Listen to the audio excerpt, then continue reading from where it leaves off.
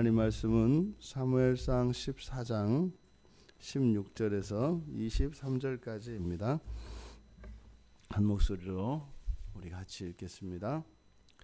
베냐민 기브아에 있는 사울의 파수꾼이 바라본즉 허다한 블레셋 사람들이 무너져 이리저리 흩어지더라. 사울이 자기와 함께한 백성에게 이르되 우리에게서 누가 나갔는지 점호하여 보라 하여 점호한즉 요나단과 그의 무기를 든 자가 없어졌더라. 사울이 아히야에게 이르되 하나님의 궤를 이리 가져오라 하니 그때에 하나님의 궤가 이스라엘 자손과 함께 있음이니라. 사울이 제사장에게 말할 때에 블레셋 사람들의 진영에 소동이 점점 더한지라. 사울이 제사장에게 이르되 내 손을 거두라 하고 사울과 그와 함께한 모든 백성이 모여 전장에 가서 본즉 블레셋 사람들이 각각 칼로 자기의 동무들을 침으로 크게 혼란하였더라. 전에 블레셋 사람들과 함께하던 히브리 사람이 사방에서 블레셋 사람들과 함께 진영에 들어왔더니 그들이 돌이켜 사울과 요나단과 함께한 이스라엘 사람들과 합하였고 에브라임 산지에 숨었던 이스라엘 모든 사람도 블레셋 사람들이 도망함을 듣고 싸우러 나와서 그들을 추격하였더라. 여호와께서 그날에 이스라엘을 구원하심으로 전쟁이 벳아웬을 지나니라. 아멘. 오늘 본문을 보면 보다라고 하는 본다라고 하는 동사가 3번 사용되면서 사람들에게 보여지는 것과 사람들에게 보여지는 것과 그것이 실상이 무엇인지를 비교해서 나타내려고 합니다. 먼저 16절에 베냐민 기브아에 있는 사울의 파수꾼이 바라본즉, 지금 요나단의 무기를 든 자가 블레셋 진영으로 들어가서 용맹하게 싸웠지 않습니까? 그런데 이 사울의 파수꾼이 그 건너편을 이렇게 바라다 보니까 대략 이게 이제 한 1.5km 정도 떨어져 있다고 하거든요. 그러니까 협곡을 사이에 두고 있으니까 그 위에 높은 바위에서 이렇게 보면 건너편이 훤히 다 보이는 거죠. 그랬더니 블레셋 사람들이 무너져 이리저리 흩어지더라. 여기서 무너지다라고 하는 이 말은 서로 치는 것을 말합니다. 서로 치다. 그러니까 이쪽에서 보니까 서로 막 치고받고 하는 것이죠. 근데 그게 이때만 하더라도 그럼 이게 이제 요나단과 무기를 든 자가 들어가서 이제 싸우고 있는 장면인지, 또 뒤에 있는 내용을 보면 그 안에서 블레셋 진영 안에서 서로 블레셋 병사들끼리 치고받는 것인지는 정확하지 않습니다만 어쨌든 블레셋 진영에 서로 이제 칼을 들고 싸우는 일들이 막 일어나는 거죠. 그리고 그래서 이제 뿔뿔이 흩어지는 그 현상을 이렇게 본 겁니다. 그래서 이제 이것이 사울에게 이제 보고가 되었을 것이고, 그러니까 왕이시여, 지금 블레셋 진영에서 보니까 저쪽에서 싸움이 났는데 난리가 났습니다. 서로 막 치고받고 하고 한쪽에서는 막 흩어지고 하는 일이 일어났습니다. 그러니까 사울이 일단 자기 진영에서 누군가가 거기로 넘어갔는지, 공격하러 가는 사람이 있는지를 확인해 보라고 시켰던 거죠. 그래서 점호하여 보라고 합니다. 그래서 이제 백성들이 점호해 보았습니다. 그러니까 17절 끝에 점호하여 보라, 이렇게 보다라고 하는 말이 또 이제 여기에 사용됩니다. 그러니까 이때 여기는 앞에서는 파수꾼이 보았고 본 것, 그리고 이쪽에서는 이스라엘 백성이 점호해서 사람들 하나하나를 보았습니다. 그랬더니 요나단과 무기를 든 자가 없다는 것을 알게 됐죠. 그러면 이제 사울은 아들 요나단이 단신으로 무기를 든 자를 데리고 이제 블레셋 진영으로 갔구나라고 하는 것을 추정할 수가 있는데, 여기 보면 이제 제사장 아히야에게 하나님의 궤를 가져오라 합니다. 예전에 그 이스라엘의 전투가 생각이 나죠. 또 이 하나님의 궤를 무기로 쓰려고 했다가 에리어 패배하고 하나님의 궤를, 이 여호와의 궤를 빼앗겼던 그 기억이 이스라엘 사람들에게는 있습니다. 그런데 지금 여기에 하나님의 궤를 이리로 가져오라. 여기서 가져오다라고 한 이 하기샤라고 하는 이 단어가 있는데, 이 단어는 이 하나님의 언약궤를 옮기는 것에서는 쓰지 않는 말입니다. 그리고 이 하기샤라고 하는 단어가 성경에서 제사장, 대제사장에 입는 그 에봇을 옮길 때 사용한 용례가 있다고 합니다. 그래서 헬라어 성경, 헬라어로 번역한 70인역에서는 여기서 이 하나님의 궤를 에봇으로 번역을 합니다. 그러니까 에봇을 가져오라. 그러면 하나님의 궤를 가져오는 것과 에봇을 가져오는 것은 차이가 납니다. 그러니까 하나님의 궤를 가져온다는 것은 무엇이에요? 이제 전쟁의 승리를 위하여 이 하나님의 궤를 또 무기 삼으려고 한다는, 그래서 과거에 했던 잘못을 반복하는 것이 되고, 에봇을 가져와라 이렇게 했을 때는 그 에봇에 있는 에봇은 우림과 둠림이 있습니다. 그러니까 그건 뭐냐면 하나님 여호와의 뜻을 묻는 거거든요. 그러니까 아마 사울이 지금 요나단이 건너편에 갔는데 지금 요나단의 생사가 걱정이 되었기 때문에 요나단이 살 것인지 죽을 것인지, 살았는지 죽었는지 그것을 알고자 했다는 겁니다. 이것은 70인역 성경은 에봇으로 그렇게 기록을 하고 있고, 지금 우리가 보고 있는 일반 성경은 이제 하나님의 궤, 그러면 이제 아까 말씀드린 이 가져오다라고 하는 이 동사가 하나님의 궤에는 쓰지 않는 말이기 때문에 저도 이것은 에봇이 맞겠다. 자, 그런데 그 뒤에 있는 내용들을 보면 이제 이것이 에봇으로 보는 것이 더 자연스럽다고 하는 것을 우리가 알 수 있습니다.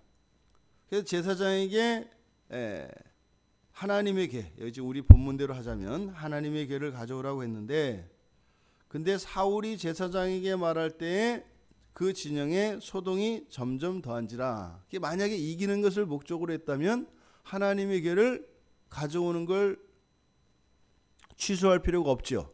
그걸 들고 가야 되는 거죠. 그런데 사울이 제사장에게 내 손을 거두라, 그냥 두라고 합니다. 무엇이에요? 급해진 겁니다. 더 소동이 심해지니까 이거는 여호와의 뜻을 구하고 완구하고가 아니라 이대로 있을 수는 없는 거죠. 그래서 사울이 백성들을 모읍니다. 이때 사울과 20절에 사울과 그와 함께한 모든 백성이 모여, 이때 모여라고 하는 것은 결과를 나타내는 말이고, 여기에 사용된 모여는 큰 소리를 외치다 이런 뜻입니다. 그러니까 사울이 백성들에게 큰 소리 외치는 것은 뭐예요? 다 함께 모으는 것을 말합니다. 그래서 백성들과 함께 어떻게 해요? 이제는 쫓아가는 겁니다. 근데 가서 본즉 사울과 백성들이 이제 보게 된 것은 무엇이에요? 가 보니까 블레셋 사람들이 서로 칼로 서로 치고받더라 이 말입니다. 지금 파수꾼이 본 장면, 그리고 사울의 명령을 받고 백성들이 확인한 장면, 본 장면, 그리고 사울과 백성들이 가서 블레셋 사람들이 서로 싸우고 있는 것을 본 장면, 이 세 개의 장면을 이야기하고 그 결과로 이제 블레셋에게 징용되어지고 잡혀갔던 사람들, 또 심지어는 도망갔던 사람들이 이제 다 함께 나와서 사울과 함께 싸웠다라고 합니다. 그렇게 해서 승리한 거죠. 그런데 23절에서 뭐라고 마무리하는가 하면 여호와께서 그날에 이스라엘을 구원하심으로 전쟁이 베다웬을 지나니라. 여기 또 공교롭게 베다웬, 벳집이지 않습니까? 아웬이 이게 죄악이거든요. 그래서 베다웬은 죄악의 집 이렇게 됩니다. 여호와께서 이스라엘을 구원하심으로 전쟁이 죄악의 집을 지났다. 그대로 뜻풀이하면 그렇게 됩니다. 사람들은 이상한 일이 일어나는 걸 보았습니다. 근데 지금 성경은 무엇을 이야기하는 거예요? 사람들의 눈에 보이는 그 일들, 그것은 단지 그 현상, 그 현장을 목격한 것입니다만 그 모든 일들은 누가 하셨더라? 여호와께서 하셨더라. 이것을 왜 그렇게 했을까요? 그것을 알지 못했다는 뜻입니다. 요나단이 그렇게 무기를 든 자와 건너갔을 때 그를 통하여 여호와께서 이스라엘을 구원하신 것이지요. 하나님은 이 세상을 구원하시는 그 일에 사용하시는 사람들이 있습니다. 그 사람들은 특별히 뛰어난 사람이거나 어떠한 능력이 있는 무슨 자격을 갖춘 그런 사람이 아니라 하나님을 의지하며 하나님의 뜻을 따라 살고자 하는 사람일 뿐입니다. 그 사람을 통해서 하나님께서 구원의 일들을 이루십니다. 하지만 사람들의 눈에는 그것이 하나님의 눈으로 보이는 것이 아니라 사람이 하는 일인데 참 이상하다. 이렇게 보여진다는 것이죠. 눈에 보이지 않는 세상과 눈에 보이는 두 세상이 우리의 현재 속에서 만납니다. 오늘 우리가 살아갈 우리의 하루는 눈에 보이지 않는 그 세상에서 일어나는 일과 눈에 보이는 우리 세상에서 일어나는 두 가지 일이 만나는 지점입니다.